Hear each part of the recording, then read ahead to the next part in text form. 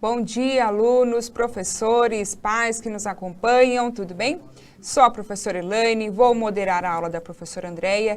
Nesse feriado, é feriado ou não é, né, Andreia? Não sabemos. Não para sabemos. quem é feriado e para quem não é. Mas vamos aproveitar então. Tema da nossa aula de hoje, refletindo sobre o cotidiano. E os objetivos da nossa aula serão explorar o gênero textual crônica e os elementos da narrativa, pode colocar para isso, por favor. Analisar linguisticamente o gênero textual, a fim de identificar e reconhecer elementos de coesão referencial, reconhecer a importância da ativação e transposição de conhecimentos na construção do sentido de um texto. Andreia. Bom dia, 7º ano, professores e alunos. Vocês sabem que nós estamos fazendo uma revisão essa semana, né? E hoje nós falaremos um pouquinho de crônica e dos elementos da narrativa, certo? Então vamos lá. Acolhida. Para você, a situação de dificuldade vivida pelo outro importa? Primeira pergunta. Segunda pergunta.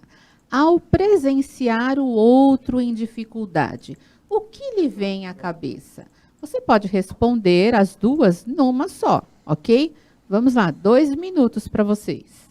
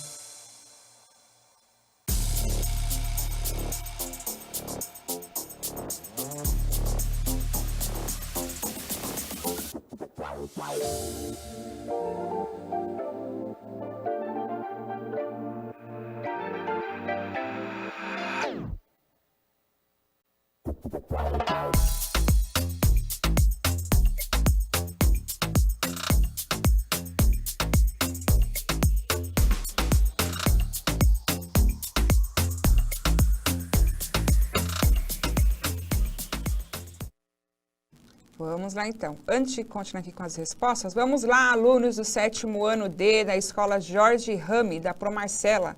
Atendam aí ao pedido dela, assistam às aulas. Vamos lá então. O Lucas da Pro Sirlene. Sim, ajudar. Depois aqui a Pro Alvira colocou assim, o normal é sim, ajudar. Depende do dia, das circunstâncias, etc. O Eduardo da Pro Sueli colocou na 1. Depende da situação e da pessoa. Ó, interessante isso aqui. Depende da situação e da pessoa. A Ana Carolina, da Protelma. 1, sim. 2, ajudá-lo ou ajudá-la. Acho que é Rihanna, da Pro Cláudia. 1, sim. 2. A primeira coisa que eu penso é ajudar. Vamos ver aqui a Marcia. Eu vou falar um que eu achei engraçado aqui. Tá. Eu até entendi o que ele quis dizer, mas ele colocou, o Denzel da Protelma colocou assim, ó, vocês vão ajudá-lo em qualquer situação, vocês. Sim. Boa, Vamos boa. lá. Deixa eu ver aqui, ó. A Eduarda da Pro Rita. Sim. Perguntar o que aconteceu para poder ajudar. Legal. Bom. A gente também acha, né, que o normal seja ajudar, né? Ou pelo menos se você não consegue ajudar, uma professora colocou que ela se sente incomodada. Às vezes você não tem a condição ali, não sei que situação, mas você não tem a condição de ajudar naquele momento. mas aquilo incomoda, né? Isso já é importante. Ficar incomodado já é importante. O problema é você passar e fingir que não está vindo, né? Muito Se bem. sentir incomodado já é 50% aí de empatia, né? Bom, vamos lá. Antes de fazer um levantamento de hipóteses aqui do nosso texto, eu preciso agradecer a Pro Cris Galo, da cidade de Olímpia, da Escola Capitão Narciso. Ela me enviou vários trabalhinhos dos alunos de uma aula do dia 14/5, e eles produziram telejornal, uma fez até uma brinquelândia, e a prefeita falando, a prefeita é uma bonequinha, usou a casinha da boneca, ficou muito bonitinho. A outra fez entrevista com o pai, que é bombeiro, o senhor Ângelo, e uma outra aluna, que eu não lembro o nome agora, fez uma entrevista com a professora Daisy para falar do retorno às aulas e tal. Então, assim, ficou muito criativo. Ficou mesmo. E entraram mesmo no trabalho e demonstraram que entenderam ali os gêneros jornalísticos. Tá? Show. Procris e alunos, um beijo para vocês da cidade de Olímpia, da Escola Capitão Narciso. Vamos lá. Agora sim, levantando hipóteses. Bom, nós vamos trabalhar então com um texto do Carlos Heitor Coni, que se chama O Suor e a Lágrima. Eu vou dar um minutinho para vocês se atentarem a esse título e levantarem hipóteses sobre o assunto que será tratado nesse texto. Vamos lá, um minutinho para vocês.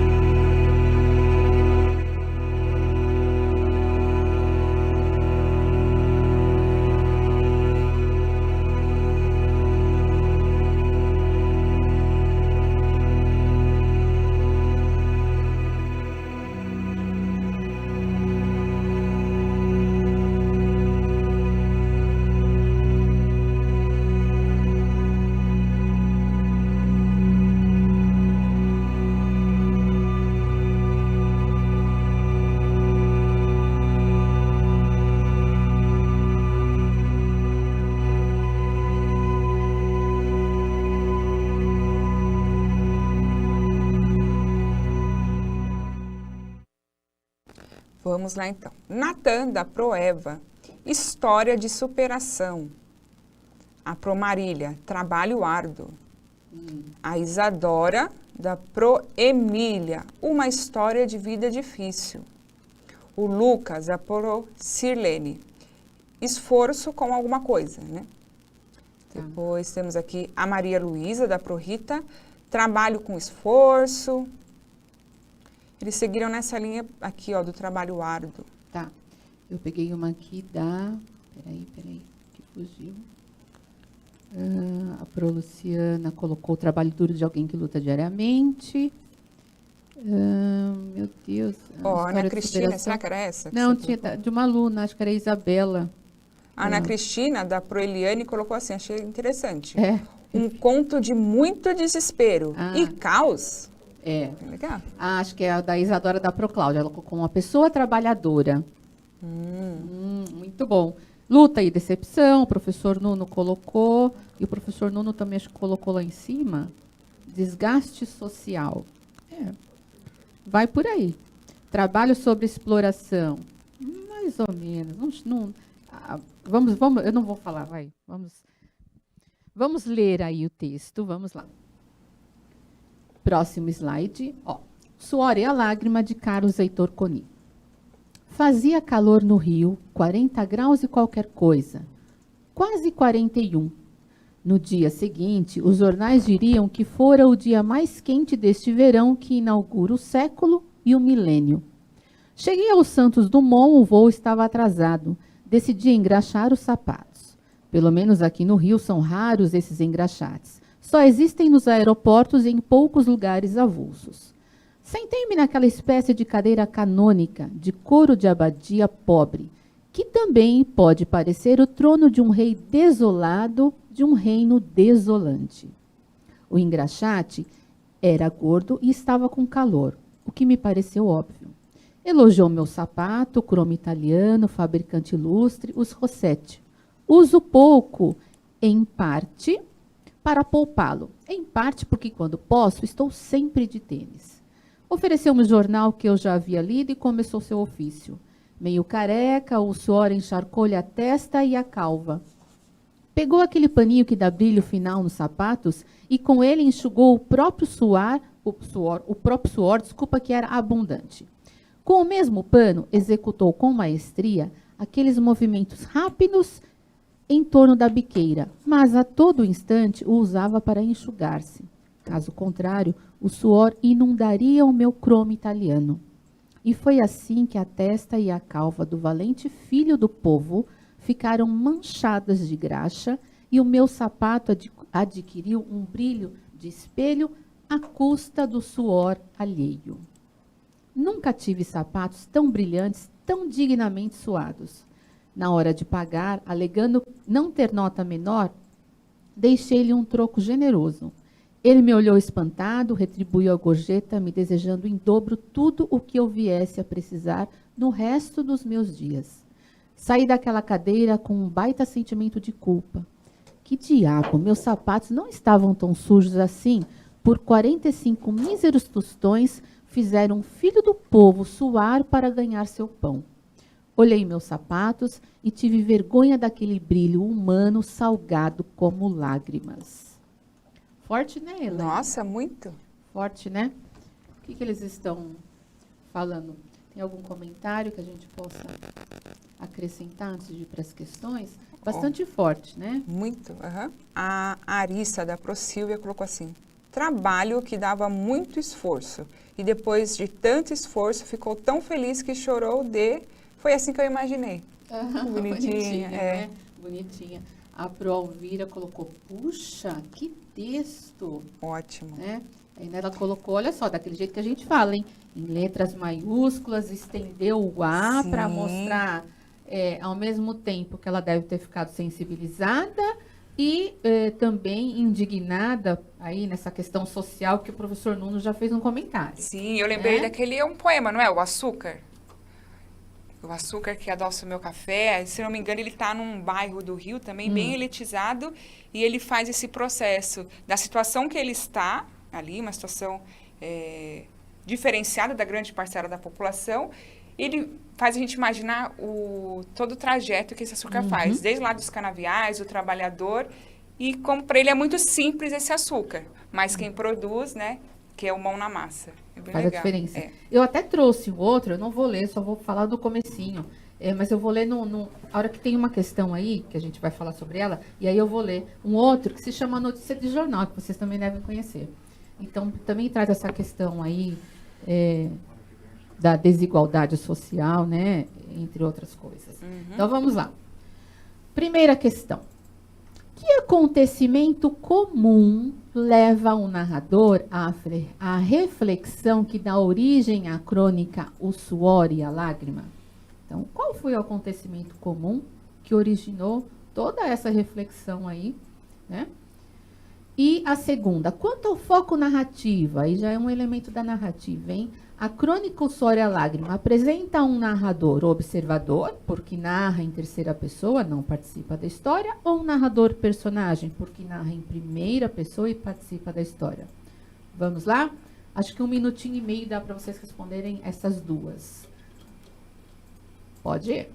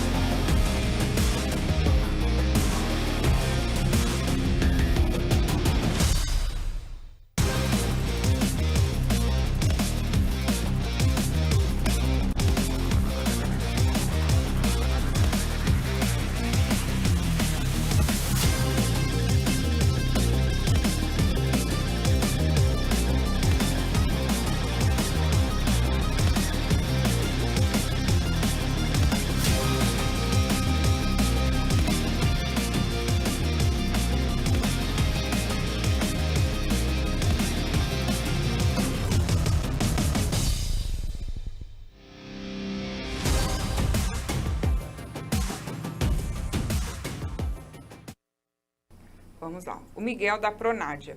1, desigualdade social. 2, observador. Depois, Kaique da Procláudia. Um texto de suor, esforço e tristeza. Aí o Lucas da Prorita. Desequilíbrio na sociedade, é 1, ele colocou. A Provilma, 1, engraxar os sapatos. 2, personagem, porque narra em primeira pessoa. A Sabrina da Pro Elizabeth. 1, desigualdade social. 2, observador. Sim, vamos lá. Então, todos colocaram, né, o que tem a ver, assim, com a questão 1. Vamos colocar a resposta da 1 para eles, que é mais específico aí.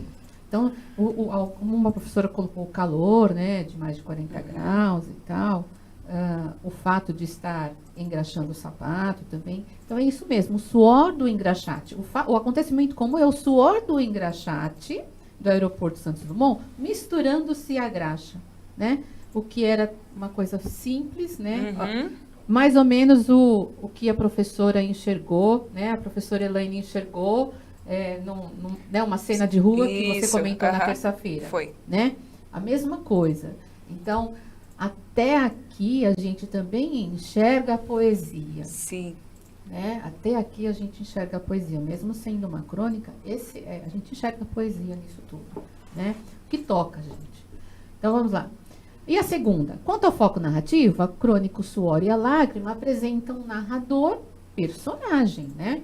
Então, ele já começa falando, ele fala, já no segundo parágrafo, ele fala, sentei-me naquela espécie de cadeira canônica, sentei-me, né? Então, ele se inclui ali na história, né? Então, narrador, personagem, ok? Terceira e quarta questões. Em que lugar se passa o ocorrido? Acho que vocês vão lembrar, essa eu não vou voltar no texto agora. E a questão 4. Releia. No dia seguinte, os jornais diriam que fora o dia mais quente deste verão, que inaugura o século e o milênio. Se o cronista Carlos Heitor Coni viveu de 1926 a 2018, o trecho relido refere-se ao ano de 1999, 2000 ou 2001. Aqui é uma interdisciplinaridade aí, um pouco com matemática, um pouco com história, hein? Vamos lá. 1 minutinho e meio para vocês responderem essas duas.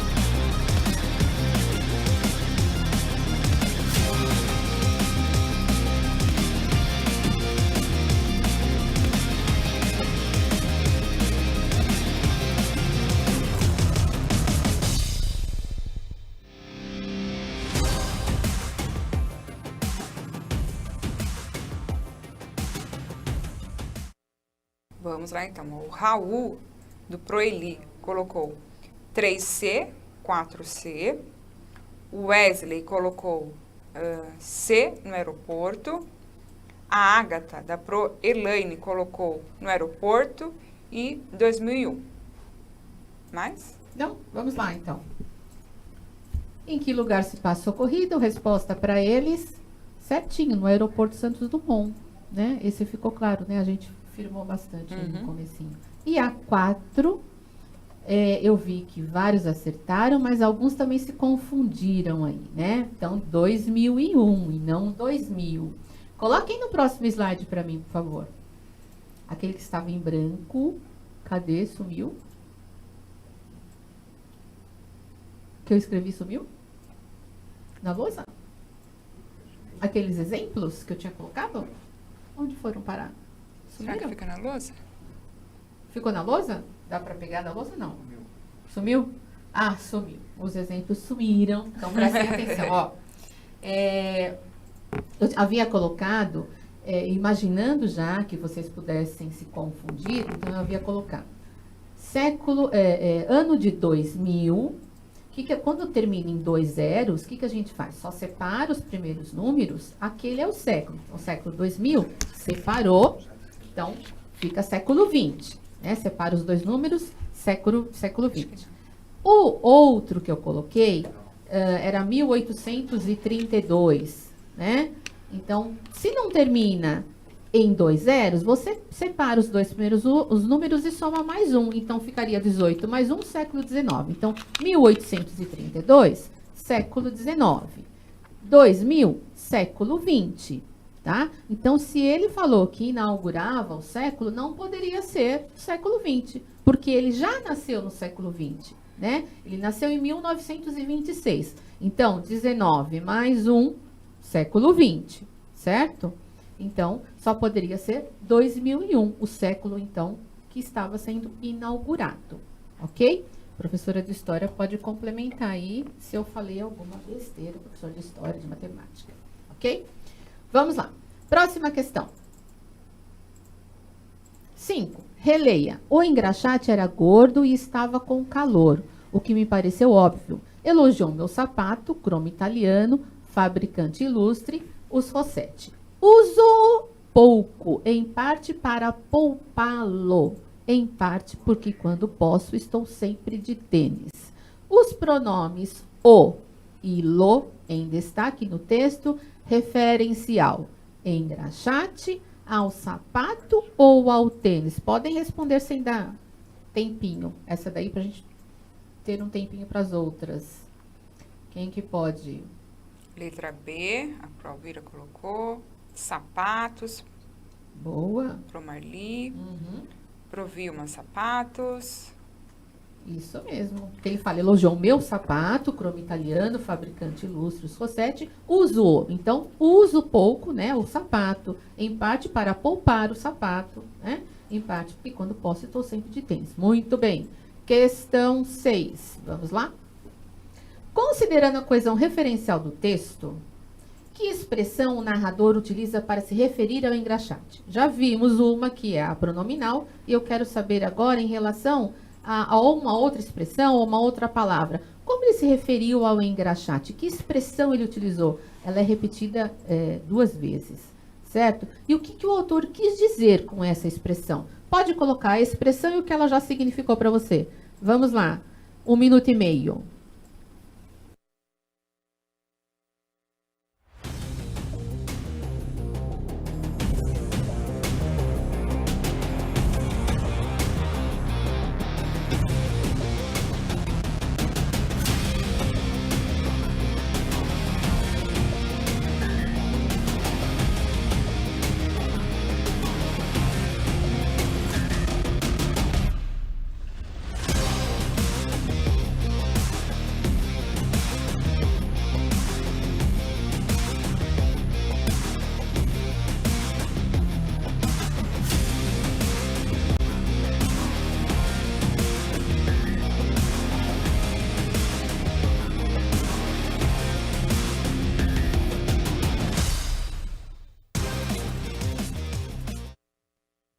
Olha, precisamos até voltar antes do tempo, porque nosso tempo está acabando. E aí, eu estou vendo, coloca o texto novamente, a gente até gostaria de ter colocado, mas aí o nosso tempo acabou, a gente voltou. Não lembraram? Deixa eu ler aqui para vocês, ó. Um trechinho que ele fala. Peraí. Aqui, ó. E foi assim que a testa e a calva do valente filho do povo ficaram manchadas de graxa, e o meu sapato adquiriu um brilho de espelho à custa do suor alheio, tá? Então, a expressão filho do povo, ok? E o que ele quis dizer com essa expressão? Será que subiu alguma coisa? O que ele quis dizer? Ó, tem uma aqui. Se refere ao sapato e que ele é um trabalhador como qualquer outro. Sim, isso mesmo. Vamos colocar a resposta já para elas por conta do tempo. Então, eu coloquei como sugestão, um trabalhador, gente sofrida, simples, entre outros, né? É um trabalhador simples e um trabalhador simples que eu falo assim, um trabalhador que precisa de muito suor e muita lágrima, na verdade. A lágrima foi do outro por conta do suor ser dele, né? Então, a empatia fez com que o outro soltasse aí lágrimas, certo? Por conta, né, da situação alheia. Ok? Gente, acabou o nosso tempo. Muito obrigada, Elaine, produção, 7º ano. Um beijo e até amanhã. Obrigada a todos, avaliem a nossa aula. Até amanhã. Beijos.